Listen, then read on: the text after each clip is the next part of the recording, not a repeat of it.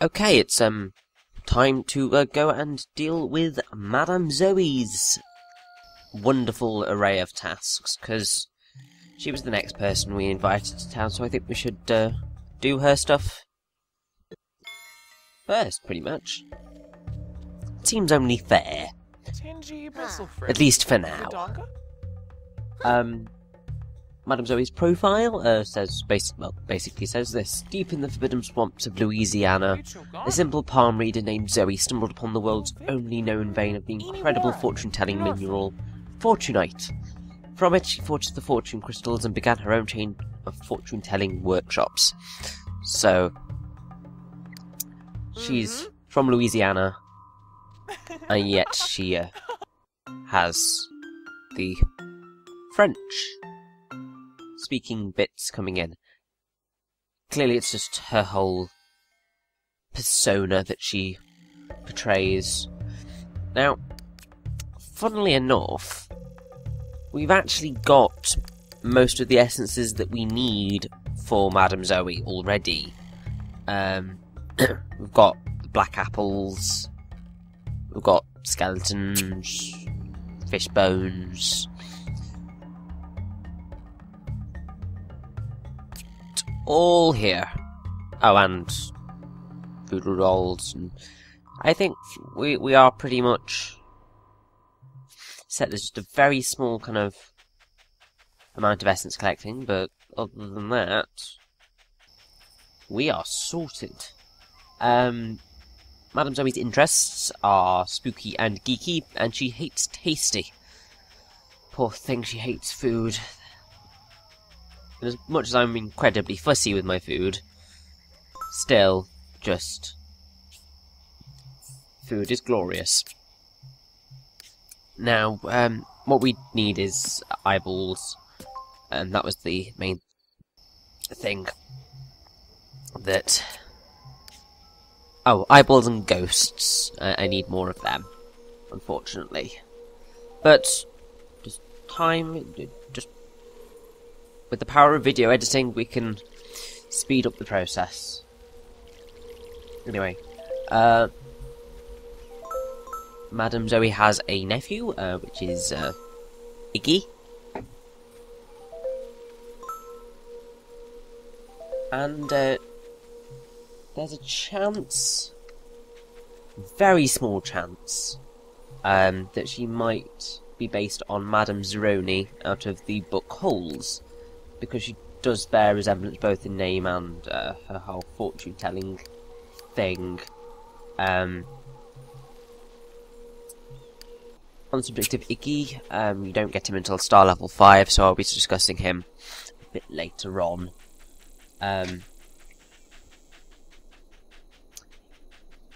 Although, something that he does say is that he likes Madame Zoe's home-style cooking, which implies she's a good cook, but she hates tasty, so that's a bit bizarre.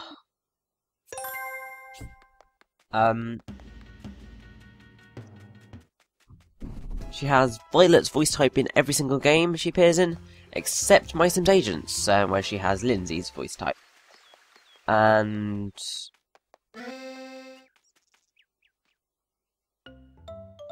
she could possibly speak with a Cajun accent because she uses traces of French when she speaks, but I'm just going to go with it. It's her persona. She's trying to exude this air of mystery. So that's it. Not anything else I've got on Madame Zoe. So I guess what I will use this part for is a discussion of the spiritual world and ghosts and all of that jazz. Now, a lot of people don't believe in ghosts, and to be perfectly honest, I probably shouldn't. But kind of over the course of my life, the paranormal has kind of impacted on my family somewhat, because like when my sister was younger, like she'd have a bath and then sort of she'd go downstairs and play and stuff, but there came a point where literally she was too scared to go downstairs, because she said that there was a bad man at the bottom of the stairs. There wasn't anyone actually there, but she thought there was, and kind of eventually kind of my parents got kind of concerned about this, because kind of it was really not helping. So basically they knew that the guy who'd previously lived in the house had died in the house, but they didn't know whereabouts he died. So they went and asked the neighbours, and the neighbours said, oh yeah, he died in the hall whilst hoovering. And so it was just like, okay.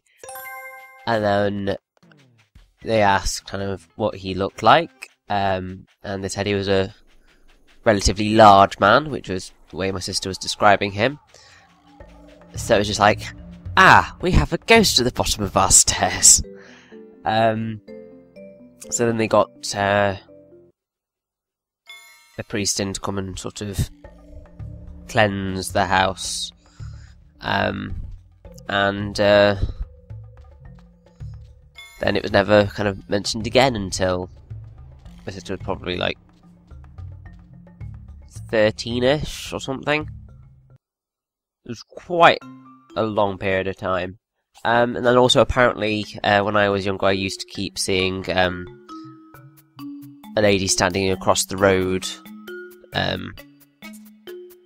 from us. Well, like, basically, like, I'd be looking out the window and say that there was a lady across the road. I obviously do not remember any of this, but apparently that happened.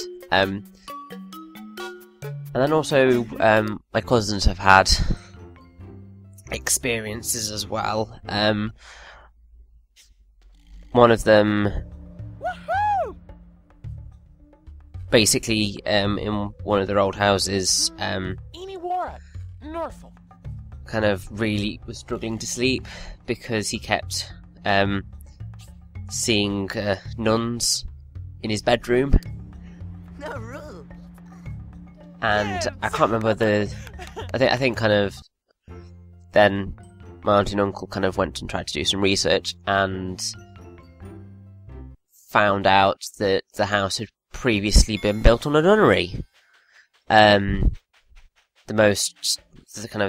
of the main bits that kind of fitted where the nunnery was where my cousin's bedroom was, which is something he couldn't have known.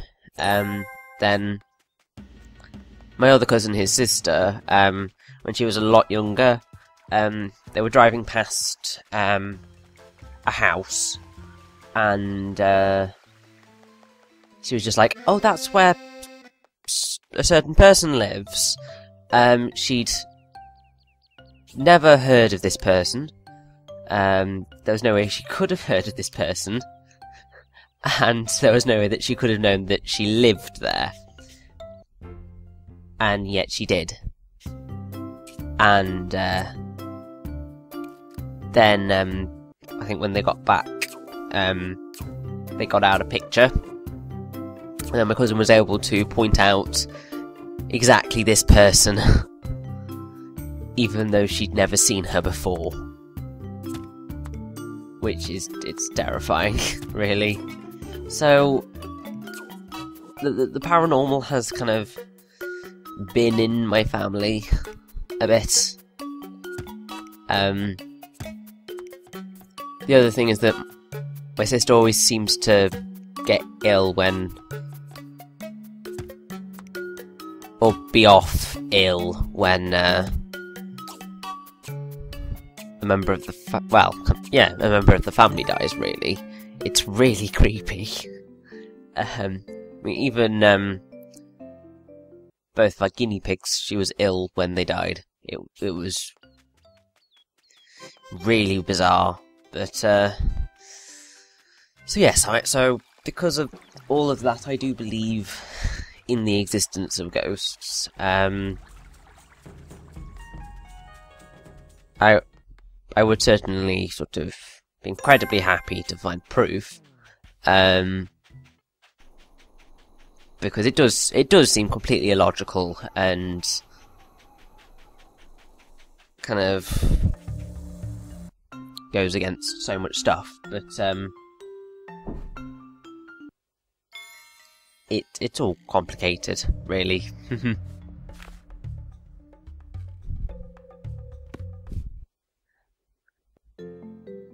And now I've kind of run out of steam on the whole paranormal thing. I thought I would have lasted a bit longer on that.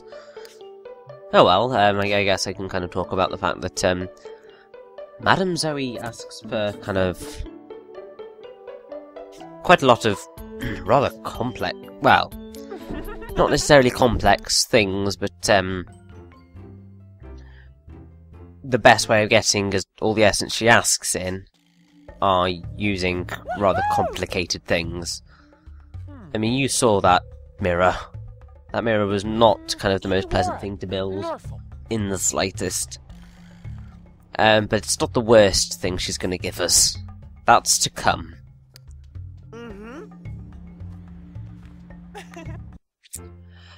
So yes, she wants us to make a sarcophagus. Because that is absolutely wonderful. Because it's just like, wow.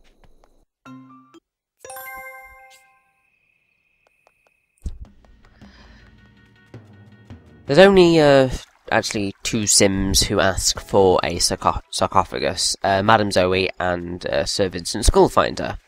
Who obviously we haven't met yet. He was one of the first Sims that could have turned up, but he decided, no, I'm not going to come to this town early on. I'm going to leave my vacationing to the place for ages. Make them do all the really complicated builds first before they get to my incredibly simple one. But, oh well, I guess I can't complain too much.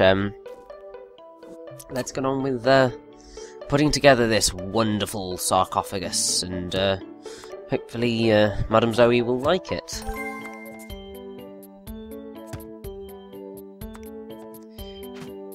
Yeah, you need to put in the pillars before you can do anything else. It's slightly annoying.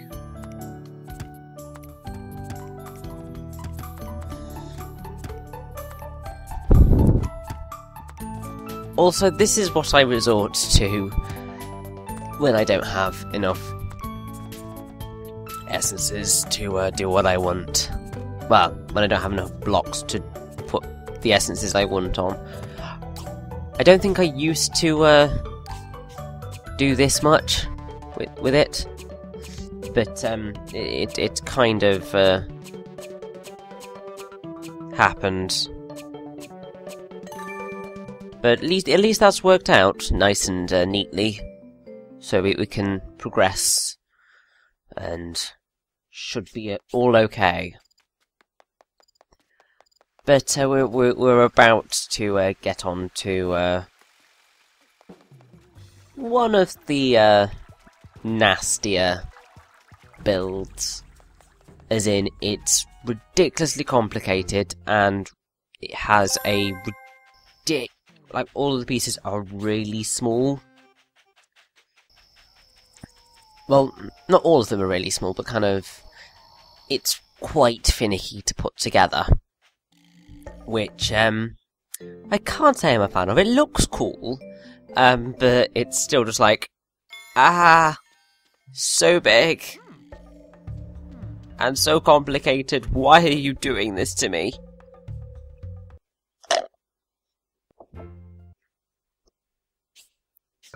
if you were wondering what that was just having a drink, because thirsty work doing commentary. Now, where am I going to put this wonderful sarcophagus? I know. I'm going to put it in her bedroom. Because she's totally going to want that across from her when she sleeps. Totally. It's a completely normal thing to do. Yes! And now we are going to get said needlessly complicated task. Also, what are you, Violet, Gothboy, what are you doing? Anyway, she wants a magnificent crystal ball. Yes! Oh gosh, this is gonna be interesting. You'll see what I mean by needlessly complicated in a second. That plateau still confuses me. Why couldn't they have put multiple exits off the damn thing? That would have just made it so much simpler. But oh well, I guess it can't be helped.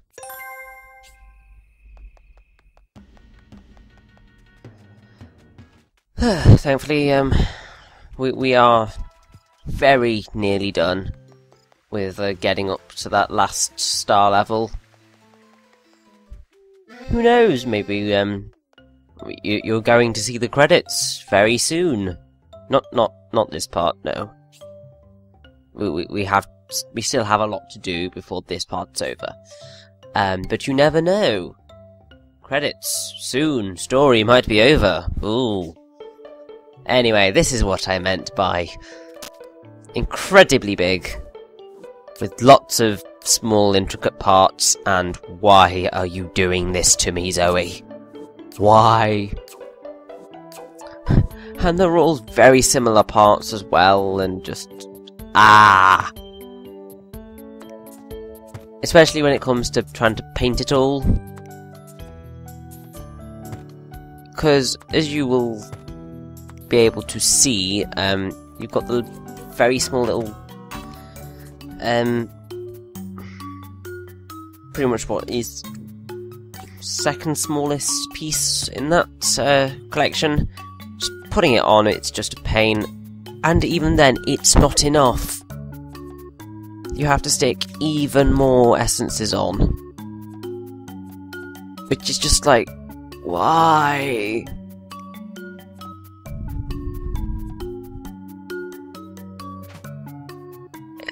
It baffles me.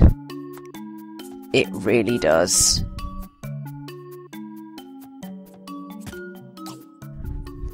At least it's pretty much 100% spooky, though. At least it has the decency to majorly up our friendship meter with Madame Zoe. Anyway, let's head on back, finish her off, and then probably move in our final commercial Sims of the game. And Cassandra's still here. Blummin' heck. We've been running past her constantly, and she's still there. I don't think I've ever seen her stick around for this long. It's just ridiculous.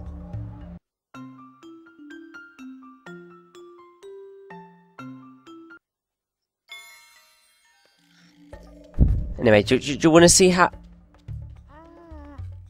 I don't quite think you want to be having nightmares when you go to bed. It's not exactly conducive to productivity. Then again, I did put that sarcophagus in your room, so it may be, but forgiven. I mean, just look at how big that thing is.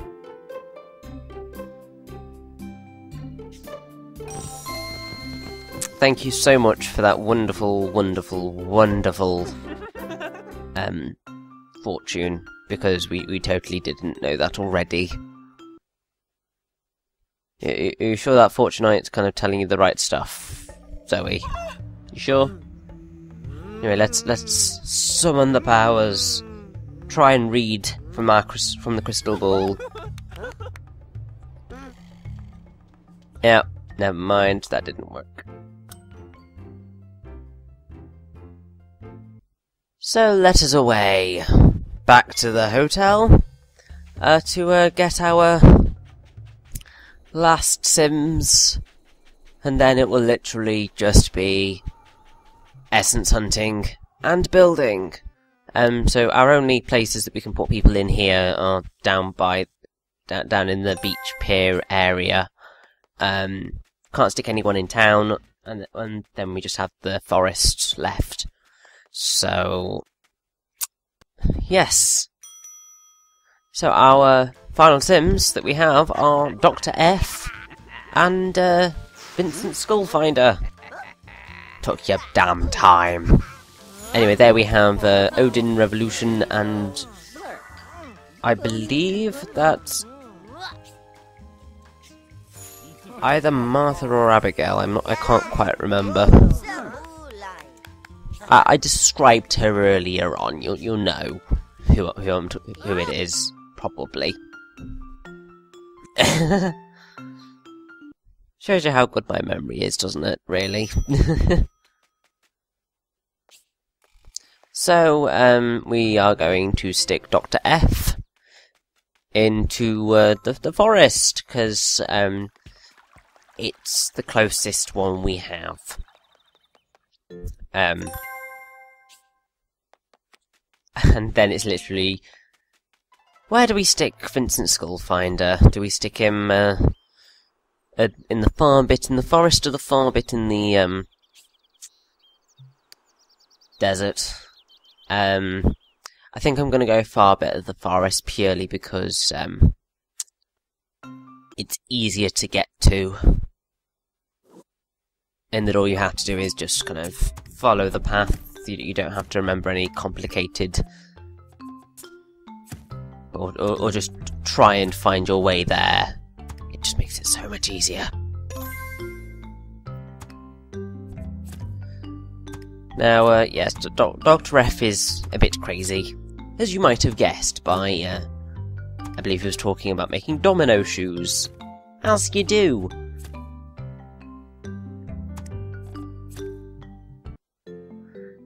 But he's nice enough, even if he's completely crazy and deranged. I mean, he's got the Einstein hair going on there, so I guess they were going for the crazy, intelligent guy. Although, I don't think Einstein was crazy. So, it's just going for the mad genius look, really. And that just so happens to look like Einstein, apparently.